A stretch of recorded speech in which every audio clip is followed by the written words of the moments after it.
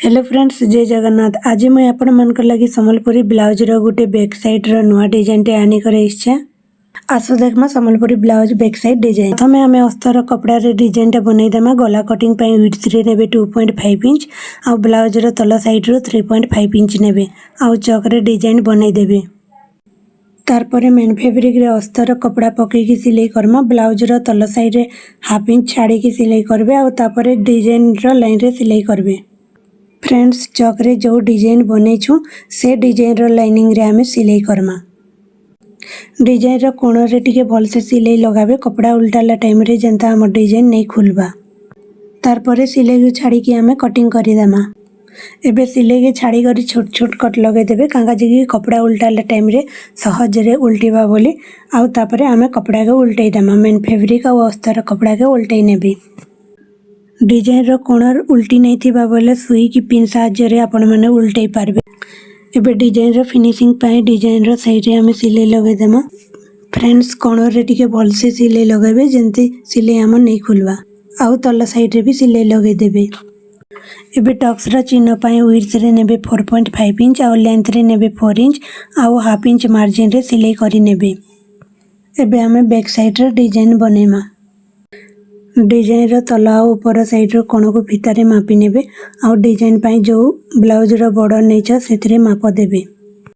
1.5 inch नहीं कि blouse रो बॉर्डर नेमा डिजाइन पाई आ 2.5 इंच रो कपड़ा नेमा आ फोल्डिंग करी सिलाई करमा ओ बॉर्डर रे अटैच करी के आ उठी सिलाई करी देमा।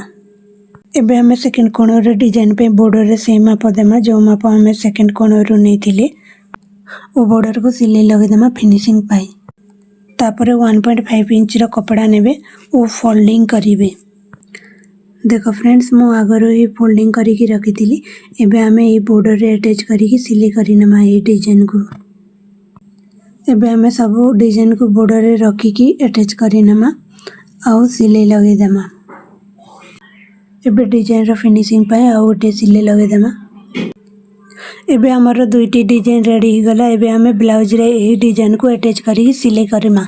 एंड से डिजाइन रो कोण रे रखी की सिलाई करबे ओ सिलाई टिके भल से लगाबे। एबे हमें सेकंड डिजाइन भी अटैच करी नमा।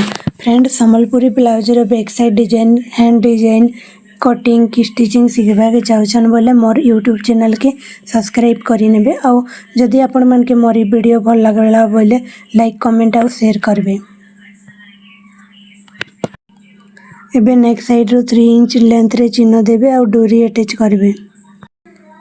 तापरे ब्लाउज रो बॉर्डर अटैच करमा डिजाइन रो फिनिशिंग पाई। Friend, Sambalpuri double border blouse रो कटिंग वीडियो मोर यूट्यूब चैनल रे पाई जिवे।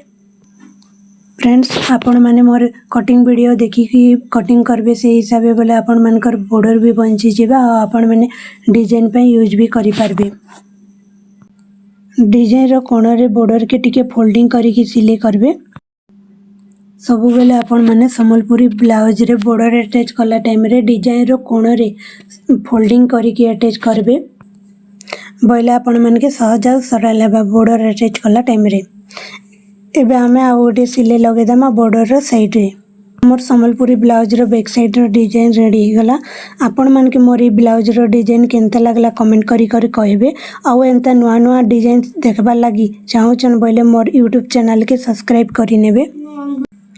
मोर वीडियो फुल वॉच करी दिबारु आपण मन के बहुत बहुत धन्यवाद। जय मां समलेई। आउ थरे भेटेमा गुटे नुआ डिजाइन रो संगे रे।